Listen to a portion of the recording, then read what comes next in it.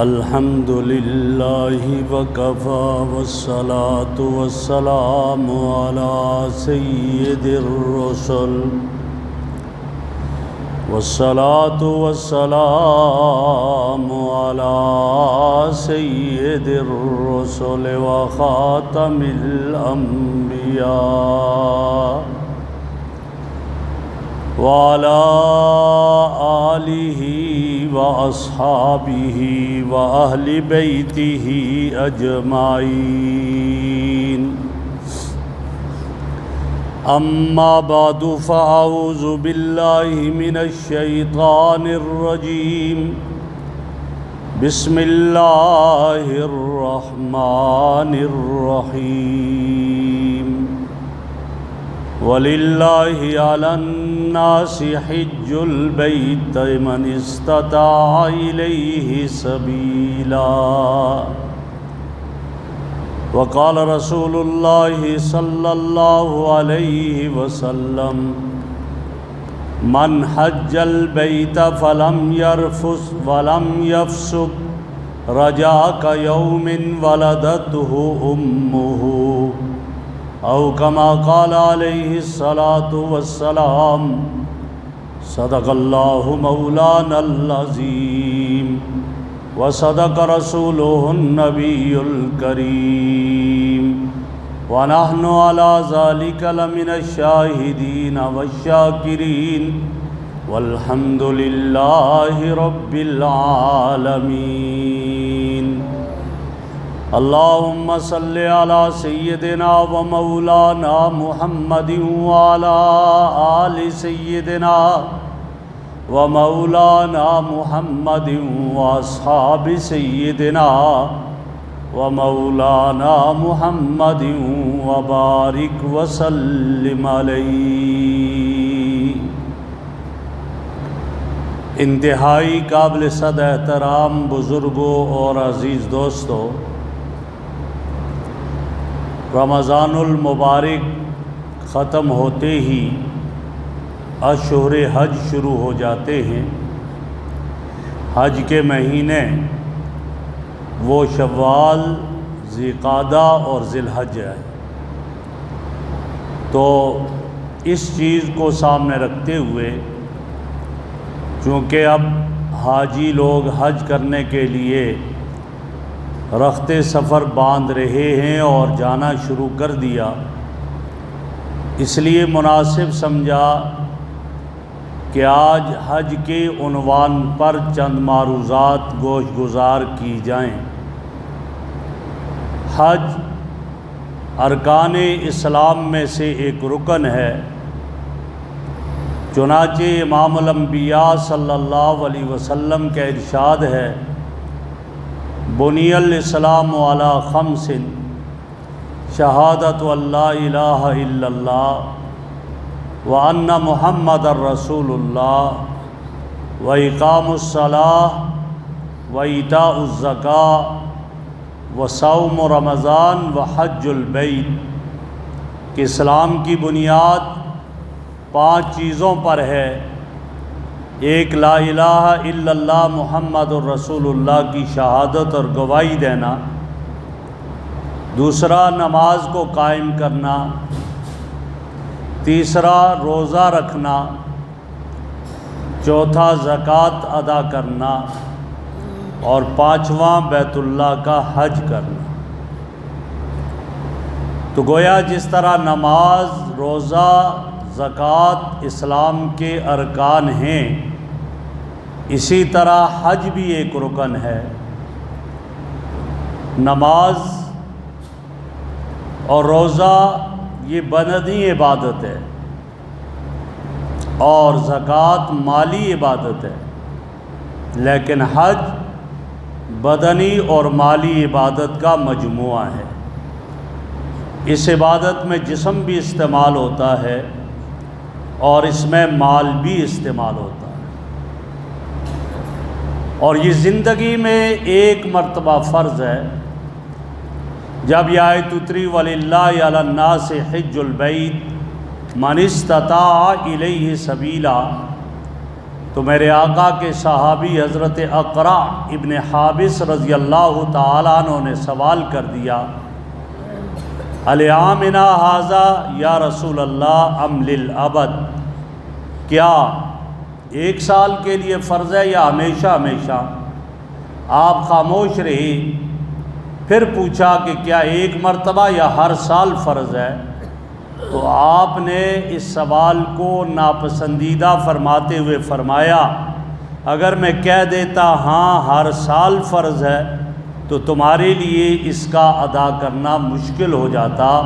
یہ زندگی میں 1 مرتبہ فرض ہے، اور جس نے 1 مرتبہ فریضہ ادا کر دیا اس پر دوبارہ یہ فرض نہیں ہے۔ اب جتنے وہ حج کرتا رہے گا یہ سارے کے سارے اس کے حج یہ گویا کہ نفلی حج ہوا کریں گے۔ تو میں یہ عرض کر رہا ہوں کہ حج ایک عبادت ہے، اور اس پر اجر اور ثواب کیا ہے؟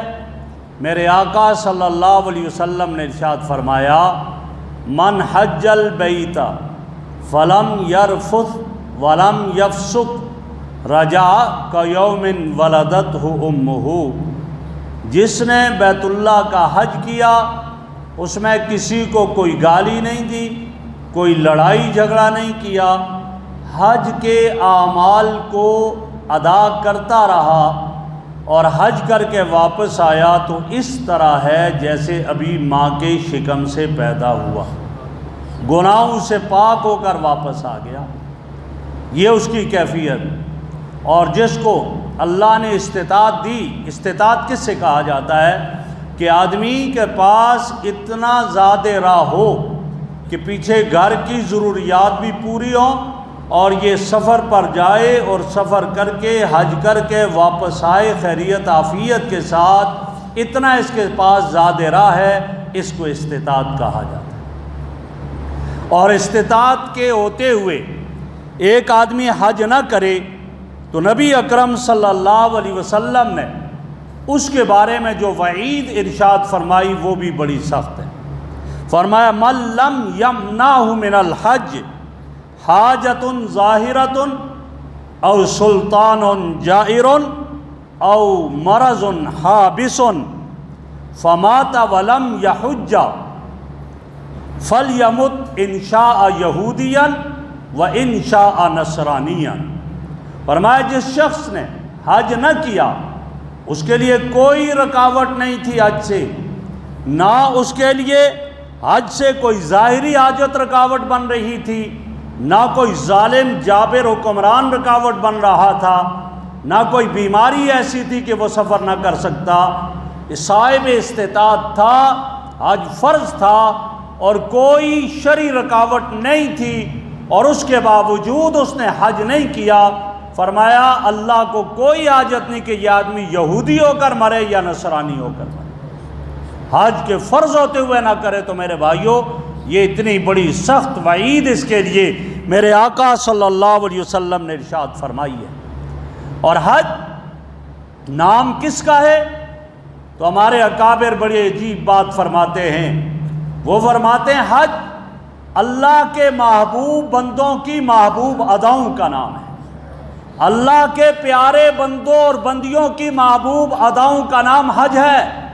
اور یہ حج، یہ فرمایا کہ یہ عشق اور محبت کا ایک بہترین انسان کے سامنے ایک جذبہ ہے جو اللہ سے محبت اور عشق کو ظاہر کر رہا ہوتا ہے۔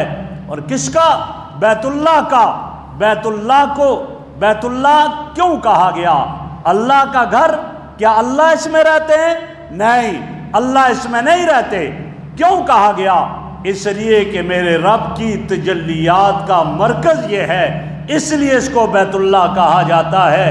گویا یوں کہہ دیجئے کہ اللہ رب العزت کی تجلیات کا ایک پرنالہ وہ بہہ رہا ہے، اور یہ تجلیات پہلے بیت اللہ پر بہتی ہیں اور بیت اللہ پر آتی ہے، پھر مشرق اور مغرب، شمال اور جنوب میں پھیل جاتی ہے، اس لیے اس کو بیت اللہ کہا جاتا ہے۔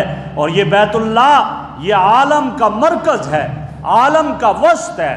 لکھا گیا پوری طرف پانی پانی تھا اور درمیان وسط 0 پوائنٹ پوری کائنات کا یہاں سے خشکی بنی اور اللہ نے ایک گھر کو تعمیر کروایا اور پھر یہ خشکی یہاں سے مشرق اور مغرب، شمال اور جنوب تک پھیل گئی۔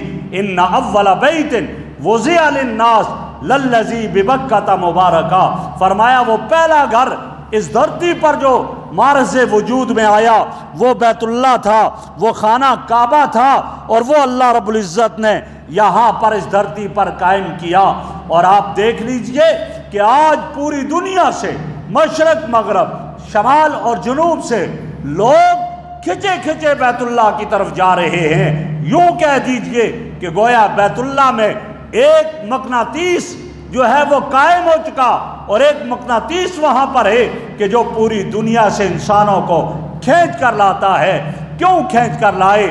کیوں نہ لائے کھینچ کر کہ میرے آقا صلی اللہ علیہ وسلم کے جد اعلیٰ حضرت ابراہیم علیہ السلام نے جب بیت اللہ کی تعمیر کی اور بیت اللہ کی تعمیر مکمل کی تو ان کی دعاؤں میں سے ایک دعا یہ بھی تھی، اور وہ دعا کیا تھی؟ آپ نے فرمایا فَجْعَلْ أَفْئِدَةً مِّنَ النَّاسِ تَهْوِي إِلَيْهِ، میرے اللہ لوگوں کے دلوں کو اس طرح کر دیجئے کہ وہ اس گھر کی طرف کھچے کھچے آئیں، اس کو آباد کریں۔ حضرت ابراہیم علیہ السلام کی دعا کا یہ نتیجہ ہے کہ چاروں طرف سے لوگ کھچے کھچے بیت اللہ کا رخ کر رہے ہیں۔ گویا یوں کہہ دیجئے کہ یہ ایک مقناطیس ہے جو چاروں طرف سے فرزندان اسلام کو اپنی طرف کھینچ کر لاتا ہے۔ تو گویا حج ایک عبادت ہے، اور حج کیسی عبادت ہے؟ حج عاشقانہ عبادت ہے جس میں شان عشق پائی جاتی ہے، اللہ رب العزت کی شان محبت پائی جاتی ہے۔ اور اس کا اندازہ آپ یوں لگائیے کہ حج کے جتنے اعمال ہیں وہ اعمال ہمیں محبت کیا اظہار کرتے نظر آتے ہیں، محبت کا مظہر نظر آتے ہیں، عشق کا مظہر نظر آتے ہیں۔ حج کی ابتدا کب سے ہوتی ہے؟ حج کی ابتدا ہوتی ہے حاجی جب حج کا ارادہ کرتا ہے، احرام باندھتا ہے، اس کا سلا ہوا لباس اتر جاتا ہے، وہ 2 سفید چادریں پہنتا ہے، ایک تہبند کے طور پر، ایک اوپر ردا کے طور پر استعمال کرتا ہے۔ یہ 2 چادریں پہن رہا ہے۔ آپ غور کریں اور دیکھیں، وزیر اعظم ہے اس کے بھی یہی لباس ہوگا، صدر ہے اس کا بھی یہی لباس ہوگا، بڑے سے بڑا شخص ہے اس کا بھی یہی لباس ہوگا، ایک غریب کا بھی لباس یہی، امیر کا لباس بھی یہی ہے۔ کیوں؟ ایک ہی صف میں کھڑے ہو گئے، محمود و ایاز، نہ بندہ رہا نہ بندہ نواز۔ آج غریب آدمی کا بھی وہی لباس ہے، امیر آدمی کا بھی وہی لباس ہے، ایک جو ہے عام آدمی کا بھی وہی لباس ہے، ایک خاص کا بھی وہی لباس ہے۔ یہ لباس پہنا اور یہ لباس مجھے اور آپ کو اس بات کی یاد دہانی کرواتا ہے کہ انسان یاد کر لے، ایک وقت آئے گا آج جب تو یہ خود پہن رہا ہے تجھے یہی لباس پہنایا جائے گا۔ تو بھلے دنیا میں لاکھوں کا جوڑا پہن رہا ہو، کروڑوں کا لباس پہن رہا ہو، لیکن جب مر جائے گا تو تجھے یہی لباس پہنایا جائے گا۔ پھر تیرے لباس اور غریب کے لباس میں کوئی فرق نہیں ہوگا۔ لہٰذا دنیا میں رہ کر تکبر نہ کر، غرور نہ کر، اطراء نہیں۔ ٹھیک ہے تو ایسا ہے کہ تیرے دائیں بائیں آگے پیچھے ہر طرف پروٹوکول ہوتا ہے، کوئی مکھی بھی تیرے قریب نہیں جا سکتی ہے، لیکن جب تو احرام باندھ کر جاتا ہے تو وہ عام حاجیوں کی طرح تو بھی یہی لبیک اللہم لبیک کی صدا بلند کرتا جا رہا ہے، یہی لباس تو نے پہنا ہے، کوئی فرق نہیں رہا۔ پھر تو کیوں اس پر اتراتا ہے؟ تو کیوں اس پر غرور کرتا ہے؟ تو کیوں اس پر تکبر کرتا ہے؟ تیرا لباس تو وہ عام لباس ہے۔ تو میرے بھائیوں، یہ احرام باندھا تو احرام ہمیں کس طرح عاشقانہ عبادت کا درس دے رہا ہے؟ وہ یہی درس ہے کہ محب کو اپنی پرواہ نہیں ہوتی، اپنے محبوب کو راضی کرنے کی کوشش کرتا ہے، اپنا لباس جیسا بھی ہو پرواہ نہیں ہوتی، میرا محبوب مجھ سے راضی ہو جائے۔ اب تو لاکھوں کا لباس نہیں پہن رہا، 2 چادریں زیب و تن کی ہیں، لیکن مقصد کیا ہے؟ میرا رب مجھ سے راضی ہو جائے۔ عرب ہے یا عجم ہے، جہاں کا رہنے والا ہے، لباس ایک ہی قسم کا ہے، ایک ہی لباس پہن کر جائے گا، کوئی فرق نہیں کہ تو نے یہ لباس پہننا ہے، تو فلاں جگہ کا ہے، تو نے یہ لباس پہننا ہے، نہیں۔ اسی وجہ سے جب حاجی حج پر جاتا ہے، مختلف ملکوں کے لوگوں کو دیکھتا ہے، کوئی لمبے قد والا، کوئی چھوٹے قد والا، کوئی گورے رنگ والا، کوئی کالے رنگ والا، لیکن سب کی زبان پر ایک ہی ترانہ ہوتا ہے، لبیک اللہم لبیک لبیک لا شریک لک لبیک ان الحمد والنعمت لک والملک لا شریک لک لبیک۔ یہی آوازیں بلند کرتا جاتا ہے، یہی ترانہ اس کی زبان پر ہوتا ہے، تو اس وقت آدمی بے ساختہ یہ پکار اٹھتا ہے، سبحانک اللہ، تیری ذات پاک ذات ہے، تو ہی سب کا خالق اور مالک ہے، تو ہی عظمت والا ہے، تو ہی کبریائی والا ہے، یہ سب کے سب تیری مخلوق ہیں۔ ما خلقت ھذا باطلا، اللہ تو نے اس کو باطل پیدا نہیں کیا، ہر چیز کو برحق پیدا کیا ہے، تو ہی تو خالق اور مالک ہے، تو ہی پیدا کرنے والا ہے۔ اب زبان پر ترانہ کیا ہے؟ احرام کو احرام کیوں کہا جاتا ہے؟ احرام صرف یہ لباس پہننا نہ ہوا، نیت کی احرام ہے، اور جب احرام اس لیے کہا جاتا ہے کئی چیزوں سے روک دیتا ہے۔ اب کہہ دیا تو نے احرام باندھا ہے، اب تو خوشبو نہیں لگا سکتا ہے، تو نے احرام باندھا ہے، اب ناخن نہیں کاٹ سکتا ہے، اب بال نہیں کاٹ سکتا ہے، سلا ہوا لباس نہیں پہن سکتا ہے۔ کیوں؟ اب اپنی پرواہ نہیں تجھے کرنی ہے، تجھے پرواہ ہے تو میرا محبوب مجھ سے راضی ہو جائے، میرا رب مجھ سے راضی ہو جائے۔ بال بکھرے ہوئے ہیں، بال بڑے ہوئے ہیں، ہاں جسم پہ گرد و غبار ہے، میل اور کچیل ہے، ناخن بڑے ہوئے ہیں، کوئی بات نہیں، اللہ مجھے اپنی پرواہ نہیں، میں آ گیا ہوں تیرے در پہ، جیسا کیسا ہوں آ گیا ہوں، میں تجھے راضی کرنے کے لیے آ گیا۔ احرام باندھا، عشق و مستی کے سفر میں نکلا، لبیک اللہم لبیک کی صدائیں بلند کر رہا ہے۔ یہ کیوں بلند کی؟ میں نے کہا تھا کہ حج ہے اللہ کے محبوب پیارے بندوں کی پیاری اداؤں کا نام حج ہے، اللہ کے محبوب بندوں کی محبوب اداؤں کا نام ہے۔ یہی وجہ ہے کہ جب حضرت ابراہیم علیہ السلام نے بنا دیا بیت اللہ کو، اللہ کی طرف سے حکم ملا، میرے ابراہیم اٹھو نا، اعلان کرو، اعلان کرو، وَأَذِّن فِي النَّاسِ یَأْتُوکَ رِجَالًا وَعَلَىٰ كُلِّ ضَامِرٍ یَأْتِینَ مِن كُلِّ فَجٍّ عَمِیقٍ۔ میرے ابراہیم پہاڑ پر چڑھ کر اعلان کر دو، لوگ پیادل بھی آئیں گے، سوار بھی آئیں گے، ہر طرف سے دیوانہ وار اس بیت اللہ کی طرف آئیں گے۔ تو ابراہیم علیہ السلام جب بیت اللہ پر چڑھے، اور بیت اللہ جب پہاڑی پر چڑھے، اور پہاڑی پر چڑھ کر انہوں نے آواز لگائی اور اعلان کیا، ان کے اعلان کو سنا جس نے، آج جو بھی احرام باندھ کر چاہے حج کے لیے جائے، چاہے عمرہ کے لیے جائے حج کے علاوہ دنوں میں، تو اس وقت زبان پر آتا ہے لبیک اللہم لبیک، گویا در حقیقت بتایا جا رہا ہے ابراہیم نے وہ پکارا تھا، اس کے جواب میں آج یہ لبیک کہتا ہوا بیت اللہ کے طواف کے لیے جا رہا۔ تو میں نے عرض کیا کہ حج اللہ کے محبوب بندوں کی محبوب اداؤں کا نام ہے، تو ابراہیم علیہ السلام نے جو پکارا تھا اسی کے جواب میں یہ حاجی لبیک اللہم لبیک کہتے ہوئے جا رہے ہیں۔ جب پہنچے اب کیا کرنا ہے؟ بیت اللہ نظر آیا، فرمایا جب بیت اللہ نظر آئے پہلی مرتبہ جو دعا کرو گے وہ دعا قبول ہوتی ہے۔ اب اس کے بعد کیا کرنا ہے؟ میں نے عرض کیا کہ بیت اللہ ہمیں عشق اور مستی کا سفر یاد دلاتا ہے، اللہ سے محبت کا سفر یاد دلاتا ہے۔ محب کبھی چاہتا ہے میں اپنے دوست سے گلے ملوں، میں اپنے دوست کی قدم بوسی کر لوں۔ اب اللہ کی قدم بوسی کیسے کرے گا؟ اللہ سے کیسے مل سکتا ہے؟ لیکن میرے رب نے بیت اللہ کے اعمال میں ایسے ایسے اعمال بتا دیے، دکھا دیے جو انسان کے اس فطری جذبات کی عکاسی کرتے ہیں اور اس کی تکمیل کرتے ہیں۔ آج دل چاہتا تھا میں اللہ کی قدم بوسی کروں، کہا میرے بندے قدم بوسی کرتا ہے تو جانا دیکھنا بیت اللہ میں ایک پتھر وہ نصب کیا گیا ہے جس سے حجر اسود کہا جاتا ہے، اس کو تو بوسہ دے دے، اس سے بوسہ دے کر تو اپنی محبت کا اظہار کر دے، میں رب تیری اس محبت کو قبول کر لوں گا۔ یہ جاتا ہے حجر اسود کو بوسے دیتا ہے، گویا رب کی قدم بوسی کر بیٹھا ہے، اور یہ اس بوسے دینے میں گویا اس لیے دیتا ہے کہ اللہ کے محبوب نے اس کو بوسہ دیا ہے، چوما ہے، جب یہ دے رہا ہے۔ یہی وجہ ہے کہ حضرت عمر رضی اللہ تعالیٰ عنہ جب آگے بڑھے حجر اسود کو بوسہ دینے کے لیے آگے بڑھے اور دیکھ کر کہا مجھے معلوم ہے انکا حجر لا تنفع ولا تضر، تو ایک پتھر ہے، نہ نفع پہنچا سکتا ہے نہ کسی کو نقصان پہنچا سکتا ہے، خدا کی قسم اگر میں نے اپنے آقا کو تجھے بوسہ دیتے ہوئے نہ دیکھا ہوتا میں کبھی تجھے بوسہ نہ دیتا، میں اس لیے دے رہا ہوں میرے محبوب نے اپنے نبوت والے ہونٹ تیرے اوپر رکھے تھے، تجھے چوما تھا، اس لیے میں آج تمہیں چوم رہا ہوں۔ کیوں؟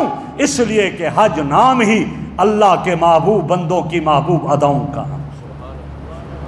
حجر اسود کو بوسہ دیا، اب محب چاہتا ہے محبوب سے چمٹ جائے، لپٹ جائے، فرمایا میرے بندے تو میرے ساتھ لپٹنے کا اظہار کرنا چاہتا ہے تو آ، یہ جگہ ملتزم، اس کو دیکھ لے، اسے چمٹ جا، لپٹ جا، اس سے لپٹ کر جو دعائیں کرے گا میں رب تیری دعاؤں کو قبول کر لوں گا۔ کیوں؟ حج نام ہی اللہ کے محبوب بندوں کی محبوب اداؤں کا ہے۔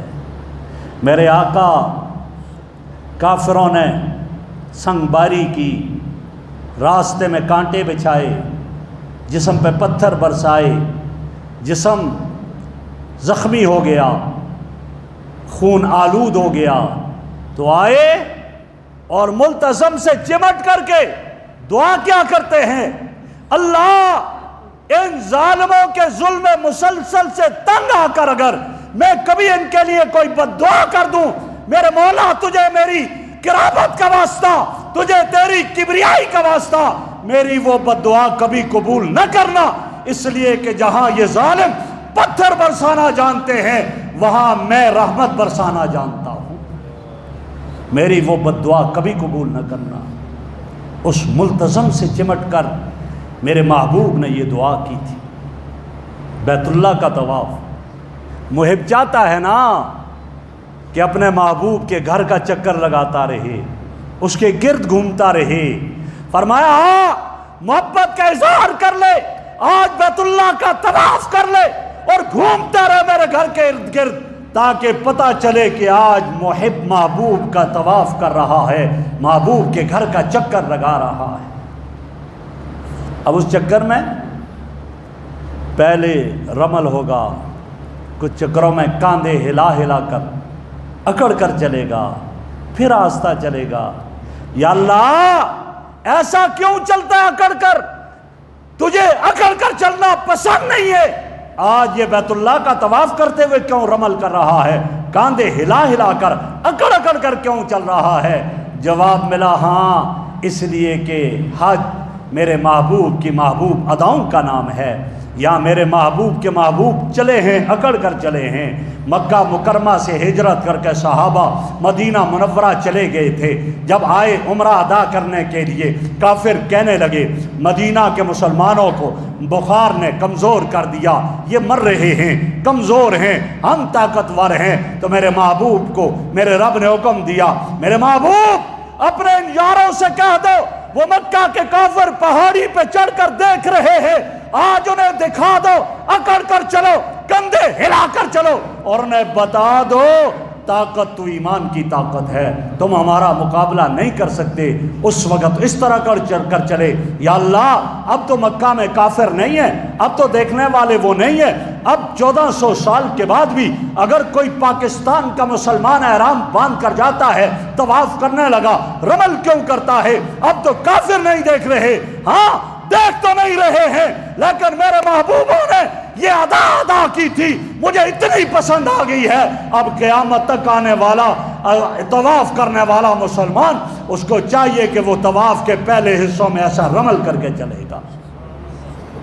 کیوں؟ حج اللہ کے محبوبوں کی محبوب اداؤں کا نام ہے۔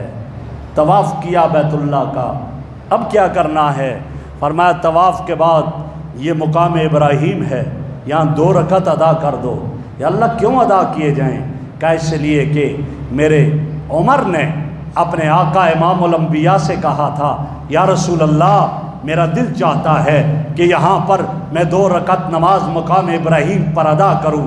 یا ابراہیم کے قدم اس پتھر میں ہیں جس پتھر پر چڑھ کر ابراہیم نے بیت اللہ کی تعمیر کی تھی، تکمیل ہوئی، اس کو چھوڑ رکھ دیا گیا، آج اس مقام ابراہیم پر 2 رکعت ادا کر دوں۔ میرے محبوب نے جواب میں فرمایا، عمر دل تو میرا بھی چاہتا ہے، اس لیے کہ ابراہیم تو میرا دادا ہے، میرا دل بھی چاہتا ہے، لیکن میں قانون بنایا نہیں کرتا، قانون تو اوپر سے آتا ہے، میں نافذ کیا کرتا ہوں، میرا بھی دل چاہتا ہے، لیکن اللہ کی طرف سے کوئی قانون نہیں۔ جبرائیل امین آ جاتے ہیں، اتر آتے ہیں، آقا رب نے بھیجا ہے، فرما دیا مجھے آج عمر کی رائے سے اتفاق ہو گیا، آج کے بعد کوئی بھی آئے گا بیت اللہ کا طواف کرے، وَاتَّخِذُوا مِن مقام ابراہیم مصلی، مقام ابراہیم پر 2 رکعت نماز ادا کرے گا۔ اس لیے کہ حج اللہ کے محبوبوں کی محبوب اداؤں کا نام ہے۔ طواف کر دیا بیت اللہ کا، اب کیا ہے؟ فرمایا اب بیت اللہ سے گزرے اور آگے صفا مروہ کے درمیان سعی کرے۔ یہ میلین اخضرین سبز ستون ہیں، ان کے سامنے دوڑنا پڑے گا۔ ان الصفا والمروہ من شعائر اللہ، صفا اور مروہ اللہ کے شعائر میں سے آج دوڑے گا، صفا سے چڑھے گا پہاڑی پر، اتر کر میلین اخضرین میں دوڑے گا، تیز چلے گا، مروہ پہ چڑھ جائے گا، پھر اترے گا، پھر نیچے آ کر دوڑ لگائے گا۔ یا اللہ یہ تو وہ اللہ کا ولی ہے جو کبھی تیز قدموں سے نہیں چلا، فرمایا بھلے نہ چلا ہو یا اس کو بھی دوڑنا پڑے گا۔ یا اللہ یہ تو کبھی دوڑ نہیں سکا تھا، کہ کچھ بھی ہو یہاں دوڑنا پڑے گا۔ یہ جگہ ایسی ہے، چاہے سنجیدہ ہے، چاہے ولی ہے، چاہے بہت بڑا عظمت کا مالک ہے، لیکن یہاں اس کو دوڑنا پڑے گا، دوڑ کر جانا پڑے گا۔ کیوں دوڑ کر جائے؟ اس لیے کہ یہاں ہاجرہ دوڑی تھی، حضرت ہاجرہ پانی کی تلاش میں صفا پہ چڑھتی تھی، دیکھتی تھی پانی نظر نہیں آ رہا، آبادی نظر نہیں آ رہی، جب نیچے اترتی تھی اتنی گہرائی میں کہ اب ابراہیم اسماعیل نظر نہیں آتا تھا، دوڑ کر جاتی تھی، آگے پھر صفا مروہ پہ چڑھ جاتی، پھر دیکھتی، پھر آتی، 7 چکر لگا دیے تھے۔ فرمایا یہاں میری محبوبہ بندی حضرت ہاجرہ دوڑی ہے، اس کی اتباع میں ہر حاجی کو دوڑنا پڑے گا۔ وہ سعی کرے گا تو یہاں میلان اخضرین میں دوڑنا پڑے گا۔ جو زندگی میں کبھی نہ دوڑا ہو، کبھی تیز قدموں سے نہ چلا ہو، آج یہاں بھی دوڑ کر جائے گا، یہاں بھی تیزی سے چلے گا، تب اس کی سعی کو قبول کر دوں گا۔ کیوں؟ اس لیے کہ حج اللہ کے محبوب بندوں کی محبوب اداؤں کا نام ہے، حج نام ہی ان کا ہے۔ صفا مروہ کی سعی ہو گئی، اب کیا کرنا ہے؟ 8 ذی الحجہ آ گئی، جی اب چلو مسجد حرام کو چھوڑو، کہاں جانا ہے؟ مینا کی طرف چلو۔ یا اللہ کیوں؟ مسجد حرام میں 1 نماز پڑھوں گا 1 لاکھ نمازوں کا اجر ملے گا، اس کو کیوں چھوڑ دوں؟ جواب ملے گا کہ جب تک میرا حکم تھا مسجد حرام میں نماز پڑھو، پڑھ سکتا تھا، اب تو حاجی ہے، تجھے مینا جانا ہوگا، اب بیت اللہ میں مسجد حرام میں تجھے رکنا جائز نہیں ہوگا۔ اب انہیں چھوڑ، میرا حکم ہے، جب تک میرا حکم تھا رکا رہا، اب میرا حکم ہے چل، یہاں سے چلنا پڑے گا۔ کہاں؟ مینا میں پہنچا، 5 نمازیں وہاں ادا کرے گا، مینا میں 5 نمازیں ادا کی، اب کہاں جانا ہے؟ صبح ہوئی، چلو میرے بندو میدان عرفات کی طرف چلو۔ 9ویں ذی الحجہ میدان عرفات میں چلا، یہاں فرمایا یہاں ظہر اور عصر ایک ہی وقت میں جمع کر کے پڑھ لو، اور پڑھنے کے بعد یہاں عرفات میں کچھ بھی نہیں، کھلا میدان ہے، ظہر کے بعد اب یہاں ہی کو کھڑے ہو کر بیٹھ کر گڑ گڑاؤ، روتے رہو، عبادت کرتے رہو، اپنے رب کو راضی کرتے رہو۔ یا اللہ کیوں؟ فرمایا اس لیے کہ حج نام ہی میرے محبوبوں کی محبوب اداؤں کا ہے۔ میرا مصطفیٰ یہاں پر اس میدان عرفات میں رو رو کر آنسو بہا بہا کر اپنی امت کے لیے دعائیں کرتا رہا، اللہ میری امت کے گناہگاروں کو معاف کر دے۔ پورا دن رو رو رو کر دعائیں کرتے رہے۔ جب شام آئی فرمایا اب حاجیوں واپس چلو، اللہ کہاں جانا ہے؟ اب مزدلفہ میں چلے جاؤ، اور راستے میں نماز نہیں پڑھنی ہے، غروب آفتاب پہ بعد نکلے، اب تم نے مزدلفہ میں جا کر نماز پڑھنی ہے۔ پہلے میرا حکم تھا مغرب کی وقت ہو اذان دو نماز پڑھ لو، اب نہیں، اب تم نے مزدلفہ میں پہنچ کر نماز پڑھنی ہے، چاہے رات کے 12 بجے پہنچو، چاہے رات کے 2-3 بجے پہنچو، پہلے نہیں پڑھ سکتے ہو۔ مزدلفہ میں جا کر تم نے مغرب اور عشاء کی نماز اکٹھی پڑھنی ہے، اللہ کا حکم جیسے ہو۔ پہلے حکم ہے فوراً پڑھو، آج فرمایا نہیں وہاں جا کر پڑھنی ہے مزدلفہ میں۔ کیوں؟ اللہ کے محبوبوں کی محبوب اداؤں کا نام حج ہے۔ یہاں میرے آقا عرفات میں رو رو کر دعائیں کرتے رہے، جواب ملا میرے محبوب تیری دعاؤں کے صدقے میں تیری امت کے گناہگاروں کو معاف کر دوں گا، لیکن ظالم کو معاف نہیں کروں گا۔ مزدلفہ میں واپس پہنچے، رو رو کر سر سجدے میں ڈال کر آنسو بہا کر روئے، آنسو سے سنگریزے تر ہو گئے، یا اللہ میری امت کے ظالم کو بھی معاف کر دے، اللہ تیرے خزانے میں کیا کمی ہے، تو جنت میں سے ایک محل مظلوم کو دے دے، وہ راضی ہو جائے گا، خوش ہو جائے گا، وہ ظالم کو معاف کر دے گا، اس طرح تو ان دونوں کو جنت میں بھیج دے۔ صبح کی روشنی نمودار ہوئی تو یہ بشارت لے کر آئی، میرے محبوب جا تیرے آنسوں کے صدقے میں تیری امت کے ظالم کو بھی معاف کر دے۔ حدیث میں آتا ہے میرے آقا نے فرمایا جنت میں ایک شخص دیکھے گا ایک محل، بڑا خوبصورت محل، یہ کس کا محل ہے؟ کسی نبی کا؟ نہیں۔ کسی صحابی کا؟ نہیں۔ کسی ولی کا؟ نہیں۔ یہ کس کو ملے گا؟ فرشتہ کہے گا یہ تجھے مل سکتا ہے، اگر تو اس کو معاف کر دے جس نے تجھ پہ ظلم کیا ہے، یہ تجھے مل جائے گا۔ وہ کہے گا میں نے معاف کر دیا، مجھے یہ محل مل جائے۔ میرا رب وہ محل اس کو دے گا، یہ ظالم کو معاف کرے گا، وہ بھی جنت میں چلا جائے گا، یہ بھی جنت میں چلا جائے گا۔ یہ سب میرے محبوب کے آنسوں کے صدقے ہیں۔ مزدلفہ میں رات گزاری، صبح پھر وہاں سے آگے سفر ہوتا ہے شیطانوں کو کنکریاں مارنے کا۔ بس میں ختم کر رہا ہوں یہ عرض کر کے کہ حج اللہ کے محبوب بندوں کی محبوب اداؤں کا نام ہے۔ تو جب بھی جو حج پر جا رہا ہوتا ہے تو وہ یہ تصورات میں جاتے ہوئے سوچا کرے کہ آج میں اللہ کے محبوب بندوں کی محبوب اداؤں کو ادا کرنے جا رہا ہوں، تاکہ میں بھی اللہ کے محبوب بندوں میں شامل ہو جاؤں، ان کے ساتھ میرا شمار ہو جائے۔ کسی شاعر نے کہا احب الصالحین ولست منہم لعل اللہ یرزقنی صلاحا، میں خود نیک تو نہیں ہوں، نیکوں سے محبت کرتا ہوں اور امید رکھتا ہوں کہ میرا رب مجھے بھی نیکی عطا فرما دے گا، مجھے بھی نیکوکاروں میں شامل کر دے گا۔ یہ تصور کرتے ہوئے جائے گا، اللہ اس کے گناہوں کو بھی معاف کرے گا۔ جو میں نے عرض کیا اللہ مجھے بھی اور آپ کو بھی عمل کی توفیق عطا فرمائے۔ وآخر دعوانا ان الحمد للہ رب العالمین۔ سنت ادا کریں۔